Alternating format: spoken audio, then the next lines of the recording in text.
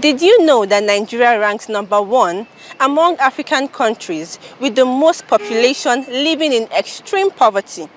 Well, in case you didn't know, I've got you covered. Hello and welcome to Parliament Weekly, your home for the biggest, juicy and most important news out of the Nigerian Parliament every week. I am Sharon Ebresomi.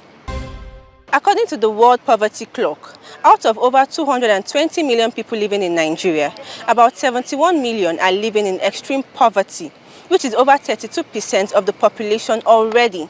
When I say extreme poverty, I mean people who can't afford basic human needs, including food, safe drinking water, shelter, health, and even education. Now, according to reports gathered from the Nigeria Extractive Industries Transparency Initiative, (NETI), from 2022 to 2021, a total of 859.66 billion naira was deducted as 13% derivation and distributed among the 9 oil-producing states. Now, during the period under review, 5.42 trillion naira was distributed to the 3 tiers of government. The federal government received the sum of 2.80 trillion naira, while 1.45 trillion and 1.17 trillion was received by the state and local government areas respectively. Well, I think it is fair to say that Nigeria is not a poor country, and the poverty situation is not due to lack of resources, but as a result of deeply rooted corruption, such as ill use, misallocation, and misappropriation of the same resources where we try manage. Now, why am I stressing on this issue? So here is the gist. The chairman of the Senate Committee on National Planning and Economic Affairs, Senator Yahaya Abdullahi, has said that Nigeria is facing the worst economic crisis in the history of its existence. Well, let me take you back a little bit. According to the Nigerian Bureau of Statistics, in October 2023, the headline inflation rate increased to 27.33% relative to the September 2023 headline inflation rate, which was 26.72%. Looking at the movement, the October 2023 headline inflation rate showed an increase of 0.61 percentage points when compared to the September 2023 headline inflation rate. Well, this explains that on a year-on-year basis, the headline inflation rate was 6.24 percentage points higher compared to the rate recorded in October 2022, which was 21.09%. Excuse me, sir and ma, this 2023 is really the weapon fashioned against Nigerians because what? Anyways, back to the gist. Senator Yahaya, while speaking at the joint inaugural meeting of the Senate and House Committee on National Planning held on Wednesday in the National Assembly, stressed that it has become necessary for the National Assembly, represented by the 2 committees, to sit with the executive arm of government to work out ways of getting the economy back on track again.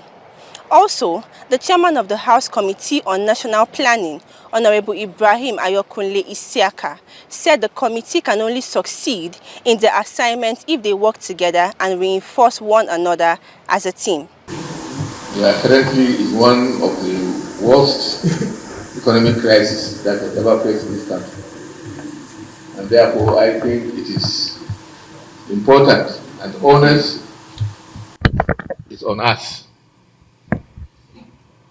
the 2 committees, to sit down, engage with the executive arm of government so that we can be able to think through the basic issues that are central to the workings of this economy and the challenges that we are facing and the way forward. Okay, beautiful move. Before I go on into the next stories that I have for you today, have you subscribed to this YouTube channel?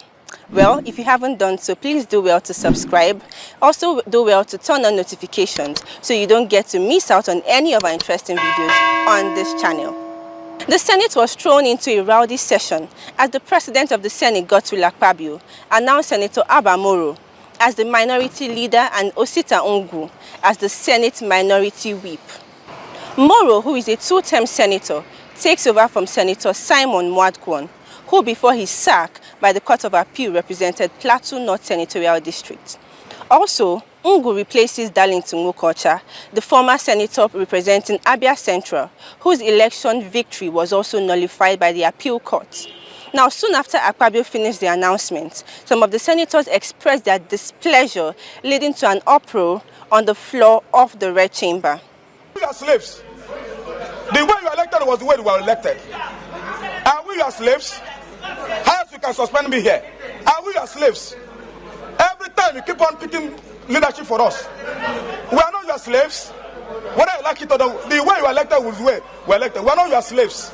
Do you remember in 2022 when there was a prison break in Abuja's Kuje Medium Custodial Facility, as in Kuje Prison, where 879 inmates, including 64 Boko Haram terrorists, fled from the prison?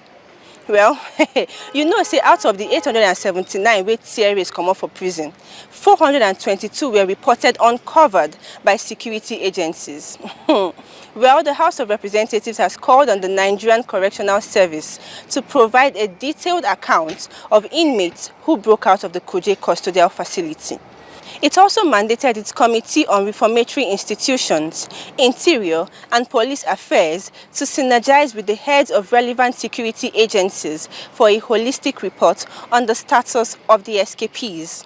This call follows the adoption of a motion sponsored by Rep. Emmanuel Ukpong Udo during plenary on Wednesday. Leading the debate, Ukpong Udo expressed fear that a year after the prison break, the escapees have blended back into the society and continue their criminal activities unnoticed. Mr. Speaker, I rise this afternoon to move a motion on the call on the Nigerian Correctional Service to account for inmates that escaped from Kuje Custodial Facility. The House notes that on July 5, 2022, a jailbreak in Abuja's Kuje Medium Custodial Facility resulted in 879 inmates, including 64 Boko Haram terrorists, fleeing with 422 remaining unrecovered or unrecaptured by security agencies. Aware that the Nigerian Correctional Service requires a comprehensive report on inmate incidents and methods to trace inmates and perpetrators. So, could this be the reason for the increased rate of insecurity and kidnapping in Abuja? Now, this brings me to the last gist on this week's episode. Senator Ned Nwoko on Wednesday raised a motion on the floor of the Senate where he expressed concern over 19 individuals, including his senior legislative aide, Barrister Chris Agidi, that were abducted in Galadimawa, Abuja. According to him, 12 among them are presumed to have lost their lives, while 7 others are still held captive. Urgent need to stop the Galadima kidnappings and killing fields. The urgent need for security agencies to act.